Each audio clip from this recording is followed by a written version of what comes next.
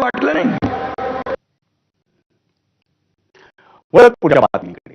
मुंबई महापालिका निवडणुकीच्या पार्श्वभूमीवर तामिळनाडूचे माजी भाजप प्रदेशाध्यक्ष के अण्णामलाई यांनी मुंबईविषयी केलेल्या आक्षेपार्ह विधानाचा वाद अजूनही मिटलेला नाही।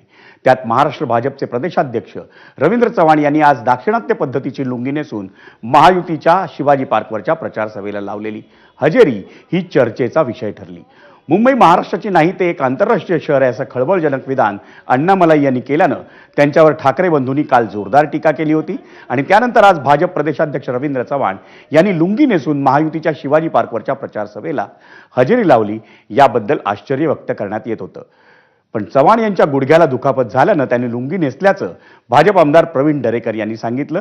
पण गुडघ्याला झालेल्या दुखापतीनंतर चव्हाण यांना दाक्षिणात्य पद्धतीची लुंगीच नेसावीशी का वाटली असा प्रश्नही राजकीय वर्तुळात विचारला जातोय।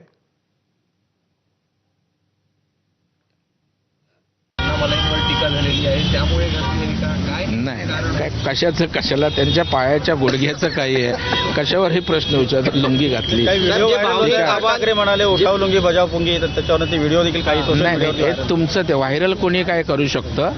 त्यांच्या पायाच्या गुडघ्याचं माझ्या माहितीप्रमाणे मला नेमकंही माहीत नाही, परंतु मला सांगितलेली माहिती तशी आहे। ठाण्यात झालेल्या ठाकरे बंधूंच्या सभेत त्यांनी पैसे वाटपावरून जोरदार टीका केली। अर्ज माघारी घेण्यासाठी तब्बल 5 कोटींची भाजपनं ऑफर दिल्याचा आरोप राज ठाकरेंनी केला।